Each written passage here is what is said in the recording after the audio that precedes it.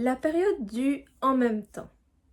Alors, pourquoi j'appelle cette période comme ça? Elle a commencé depuis plusieurs années, elle va continuer aussi pendant plusieurs années. On pourrait dire, bah, c'est les paradoxes, on vit des paradoxes et les paradoxes font partie de la vie et depuis la nuit des temps. Oui, oui, oui, clairement, et ça va pas s'arrêter, mais c'est aussi autre chose. La période du en même temps va s'amplifier de plus en plus pendant plusieurs années. Je m'explique. Si on regarde en ce moment ce qui se passe dans le monde, on peut dire qu'il y a quand même de grandes difficultés. Il y a des choses difficiles et très difficiles à vivre pour certaines personnes. Des guerres, des conflits. Dans la majorité des pays, le peuple n'est pas entendu par les personnes qui les gouvernent. Il y a des inégalités énormes et de plus en plus de restrictions et de libertés qui commencent à, à vraiment être une liberté de moins en moins présente. Donc, le en même temps dont je veux parler, c'est qu'il y a tout ça dans ce monde actuel et en même temps, depuis quelques années, il y a une grande évolution pacifique, malgré ce qu'on croit, qui est très présente et qui évolue chez de nombreuses personnes. On peut le constater selon le travail qu'on a, selon ce qu'on fait dans la vie. En tout cas, moi, je peux en témoigner depuis 20-25 ans que j'enseigne certaines disciplines et que j'accompagne des personnes. Il y a une évolution intérieure très intéressante, de plus en plus en conscience et de plus en plus subtile. Au niveau astrologique aussi, on voit qu'on va rentrer de plus en plus dans cette période de en même temps avec, j'en ai déjà parlé sur certaines vidéos, avec ce Pluton qui rentre en Verseau. Alors depuis longtemps, il y a beaucoup de personnes qui parlent avec cet événement et même avant le début de l'ère du Verseau, qui parlent de nouveau monde. Alors moi, je radote parce que je l'ai déjà dit et je le dirai encore et encore parce qu'on n'entend jamais les choses de la même manière. Moi, je ne veux pas utiliser je n'ai pas envie d'utiliser cette dénomination du nouveau monde parce que si on cherche un peu au niveau historique dans l'histoire, c'est une phrase, une dénomination qui a été utilisée par de nombreux dictateurs. Comme par hasard, à des moments critiques, ils parlaient du nouveau monde. Et c'est là où je nous invite en fait à être un peu lucide par rapport à ce qui se passe, justement, et par rapport à l'ère du Verseau et de ce fameux Pluton qui va re-rentrer de nouveau en Verseau en janvier. Pour ceux qui ne connaissent pas trop, Pluton, la planète Pluton, qui est une planète très lente et qui reste dans un signe pendant 20 ans, est rentré en Verseau il y a quelques mois. Et en fait, maintenant il est rétrograde, il est revenu en Capricorne. Capricorne, c'est quand même le signe aussi qui parle, pas que de ça, mais de l'état. Et il va revenir en Verseau en janvier pour 20 ans. Donc c'est un événement astrologique vraiment important quand on connaît ce qu'il y a dessous. Mais moi j'ai envie de vous orienter vers justement le Verseau. On parle que c'est la liberté, la libération, c'est la révolution, c'est extrêmement de choses positives. Oui, c'est vrai, je vais revenir dessus. Mais restons un peu lucides aussi. Chaque signe a des énergies, on va dire, plus lumineuses et plus sombres. Chaque signe. Il y a besoin des deux. De la face pile et de l'autre face. Pile et face. L'autre face du Verseau, c'est justement, avec le Verseau, c'est tout ou rien. Ça peut être aussi le totalitarisme, ça peut être aussi le fait de ne pas être dans l'émotion et de vivre un peu comme des machines. Et ça peut être l'ultra technologie, mais poussée à un point qu'on n'imagine même pas. Je vous donne juste un exemple parce que c'est plein d'autres choses. Et en même temps, c'est la révolution, c'est, il y a des, dans le signe du Verseau, il y a des connotations aussi de quelque chose de génie, de l'ordre du génie, de l'ordre de l'innovation, de l'ordre de l'invention, de la rapidité, d'être en réseau, d'être en solidarité, en amitié, et d'œuvrer en fait sur un plan collectif pour la liberté et pour la libération. Donc ça, c'est vrai aussi, c'est complètement vrai aussi. Mais justement, je vous invite à prendre du recul et à être en fait des êtres humains qui essayent de regarder un peu ce qui se passe un peu au-dessus, en haut, voilà, pour avoir le plan global, on va dire, et en même temps d'être des êtres humains assez humbles. Parce que cette ère du Verseau, elle va durer des milliers et des milliers d'années. Pluton en Verseau, ça va être 20 ans.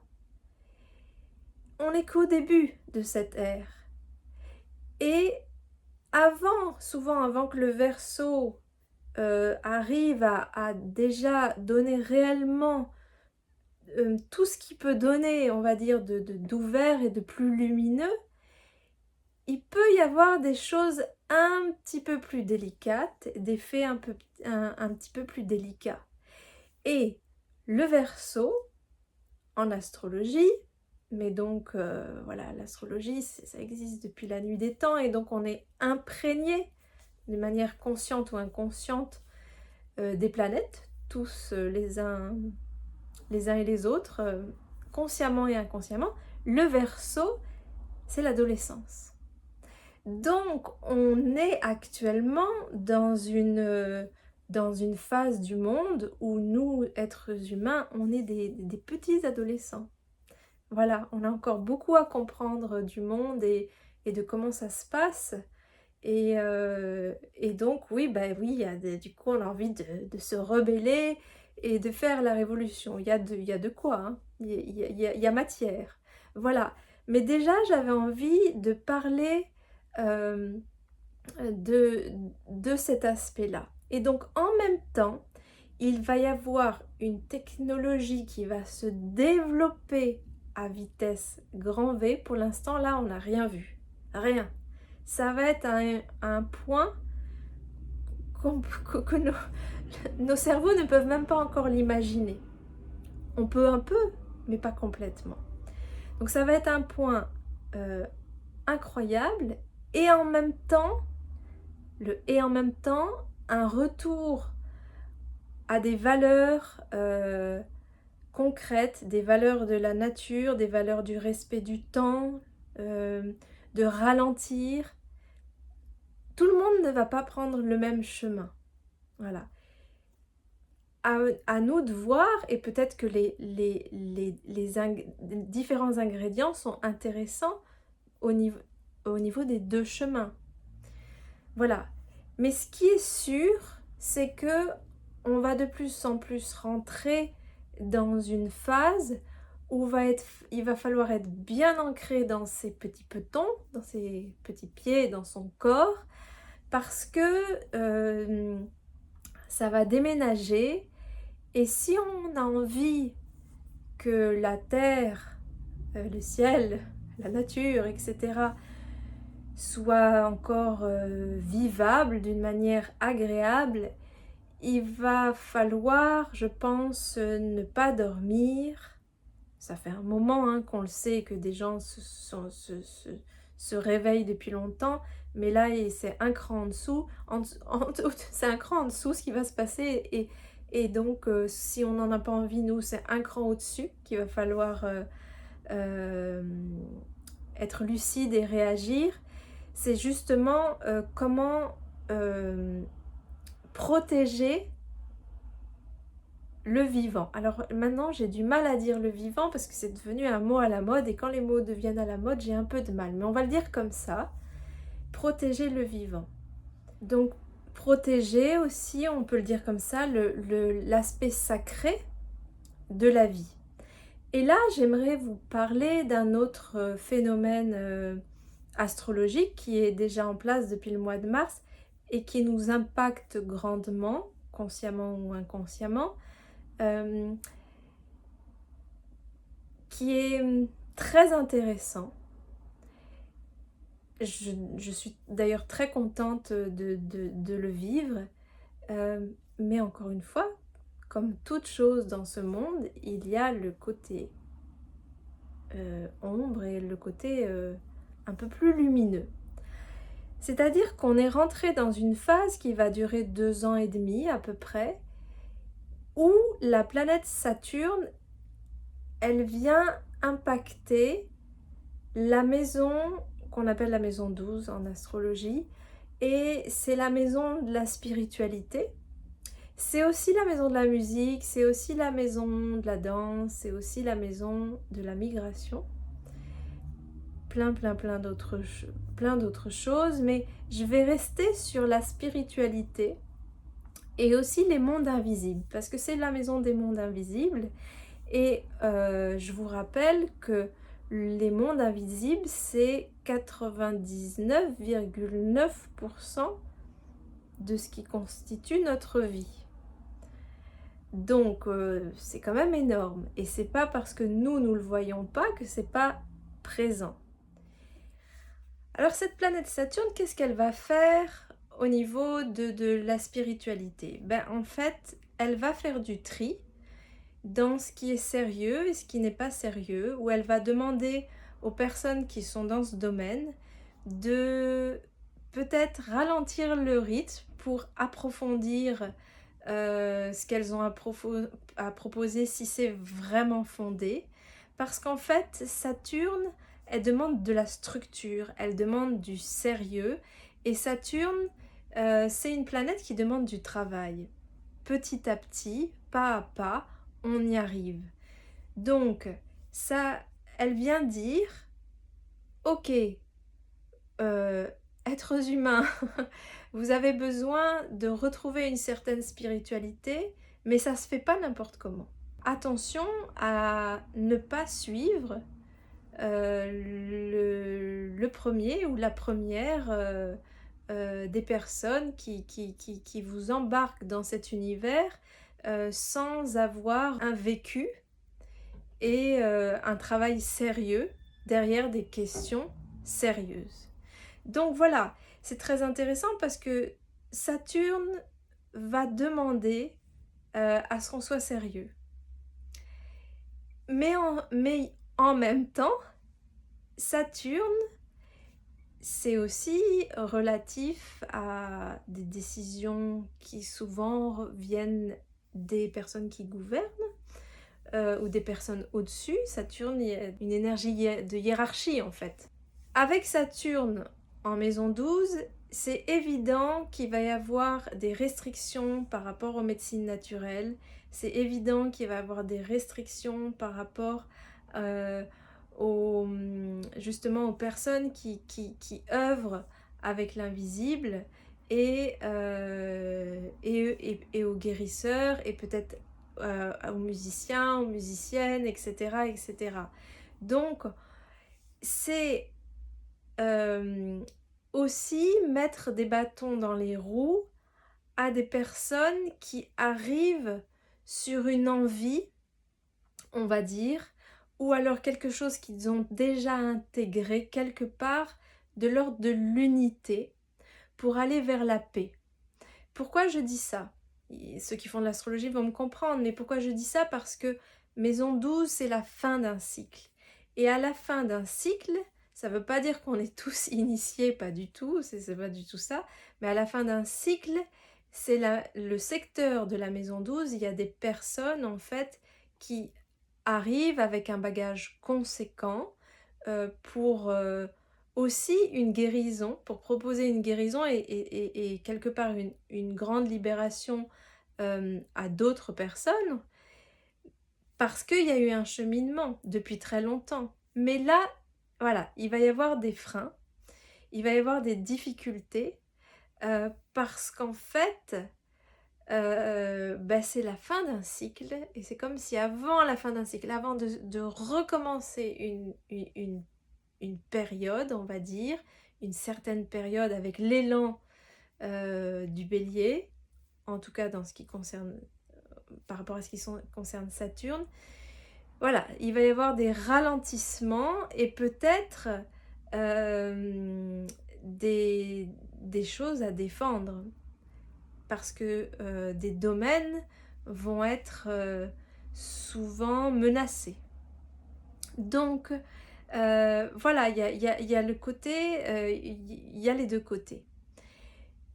Et j'aimerais aussi vous parler, ça fait plusieurs sujets en un, mais tout est imbriqué en fait. C'est que, à mon avis, c'est très intéressant ce que je viens d'expliquer. Je vais vous donner en tout cas un point de vue que j'ai, peut-être que vous n'avez pas le même, mais depuis des années, depuis plusieurs années, il y a énormément de personnes qui parlent de chamanisme. Alors moi, je trouve ça super, je trouve ça très intéressant et on a besoin, le monde a besoin de s'ouvrir à ça. Il y a 15 ans, 10 ans, c'était pas le cas, on a besoin de s'ouvrir à ça. Par contre, attention, tout le monde n'est pas chaman. Il y a 10 ou 12 ans, j'étais allée voir une conférence de Corinne Sombrin, son travail est extrêmement intéressant. Moi, je trouve très intéressant parce qu'il est ouvert sur les mondes de l'invisible, mais en même temps très, très, très ancré et avec beaucoup de recul. Et en conférence, elle avait expliqué qu'à l'échelle d'un pays, je ne me rappelle plus le chiffre parce que j'ai pas trop la mémoire des chiffres, à l'échelle d'un pays, le nombre de chamans n'est pas énorme. Donc, Saturne, là, il vient nous dire, oui, oui, bien sûr qu'il y a quelque chose à structurer dans ce domaine-là, un de ces domaines-là de la maison 12, et c'est très important de le soutenir pour que ce soit sérieux. Mais, êtres humains, soyons un peu humbles. Avant de dire qu'on est chaman, n'oubliez pas qu'un vrai chaman ne le dit pas, ne le dit jamais qu'il est chaman. Donc il y a une humilité en fait à retrouver, à mon avis. Un vrai ou une vraie chamane, c'est pas la personne qui décide, c'est les esprits qui décident que cette personne, elle est ou elle n'est pas chamane. Et si vous approfondissez cette question, vous verrez que les vrais chamans n'ont jamais envie de l'être. Parce que c'est dur à porter, c'est un travail H24 pendant toute la vie, c'est des visites de dimensions que beaucoup de gens n'aimeraient pas visiter, c'est des épreuves, souvent des grosses épreuves à vivre pendant la vie, pendant toute la vie. Il y a aussi de grands bonheurs. Tous les chamans ne sont pas affligés et tristes. C'est pas ce que je veux dire, mais il y a vraiment des épreuves à passer pour la compréhension du monde, mais aussi quelquefois un chaman, il a à vivre quelque chose de difficile comme pour jouer un rôle, pour que la société en fait comprenne un événement, un thème à approfondir. Et donc le chaman va endosser un rôle difficile à vivre, en plus d'être guérisseuse, guérisseur. Donc voilà, je voulais revenir à ça. Soyons humbles. Et Saturne nous le répète. Par contre, le en même temps, c'est nous, communs des mortels, réalisons que des domaines comme le chamanisme, mais il y en a d'autres, sont extrêmement importants et il va être l'heure justement de connaître notre place et de soutenir les personnes qui sont chamanes. Pourquoi? Parce que on entre dans un moment qu'on va dire relativement très important, qui est le soutien du champ de la terre, et moi je dirais de soutien du champ de la terre et du ciel. Donc c'est s'ouvrir à ces questions de chamanisme. Alors moi je ne donne pas du tout des cours sur le chamanisme, mais pour certains qui me connaissent, j'œuvre sur le Périnée depuis 20-25 ans et en astrologie aussi. Et c'est l'idée est de rassembler la terre et le ciel en soi pour arriver au centre et retrouver cette énergie de la terre et du ciel. Et parce qu'il y a un dialogue qu'on a mais complètement perdu, un dialogue intérieur qu'on a complètement perdu avec la terre, notre terre intérieure, et avec le ciel, notre ciel intérieur. Et comme nous sommes une fractale de l'univers, ça fait en fait que le fait qu'on soit complètement déconnecté de la terre et du ciel, ben on ne vit pas à notre place. Et donc, il y a quelque chose de l'ordre d'un manque, d'un vide qui se fait. Et cette énergie qui est vitale de la terre et du ciel et de la terre, n'est pas complètement habitée par nous, mais du coup par nous au niveau du collectif, et par nous du coup au niveau de plus loin que la Terre, parce qu'on vit dans un cosmos avec d'autres planètes. C'est très très concret. Donc, voilà. Juste pour dire que il va être temps, mais vraiment grand temps, de soutenir en fait des personnes. C'est déjà le cas depuis quelques années, hein. C'est pas nouveau, mais encore plus de certaines personnes qui savent réellement dialoguer avec la terre et le ciel, et avec le ciel et la terre, et le ciel et la terre ensemble, la terre et le ciel ensemble. Et ça va être vital. Et ça, si on reprend le début de ma vidéo, ça fait partie d'une révolution importante de ce que nous propose Pluton en Verseau. Parce que il faut pas se leurrer, Pluton en Verseau, on va être tous impactés et ça va être un déménagement intérieur.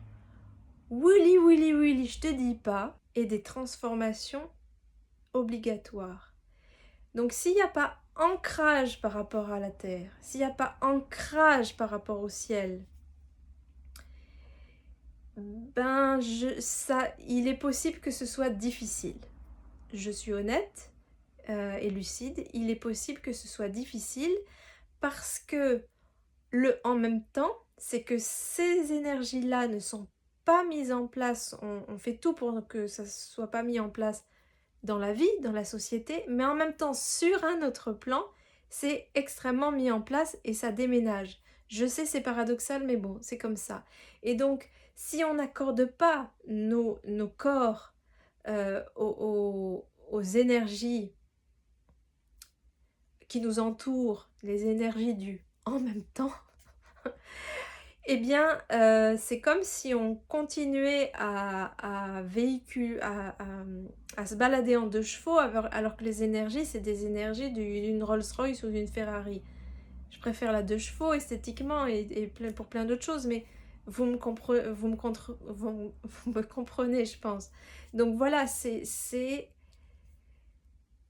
Pluton qui passe en Verseau, c'est si on se réveille pas, ben on se réveille pas.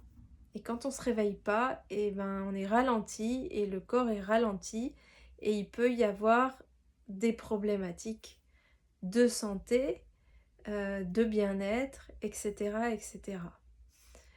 Voilà. Donc en tout cas, il y a des très très très très belles choses qui se profilent et j'ai envie de dire, comme je dis souvent, ben, les pieds ancrés dans la terre, la tête dans les étoiles et l'œil lucide. Ah oui, alors beaucoup de personnes me demandent comment suivre ce que tu proposes. Je vous mets en dessous le lien du Périnée autrement, le lien de l'école d'astrologie, le lien de la chaîne YouTube Radio Périnée, la nouvelle chaîne Astro qui vient d'être créée et le lien de mon compte Patreon où je vous conseille, si vous êtes intéressé par ce que je propose et ou ce genre de vidéos, de vous inscrire parce que c'est sur ce compte qu'il va y avoir de plus en plus de vidéos comme celle-ci et bien d'autres.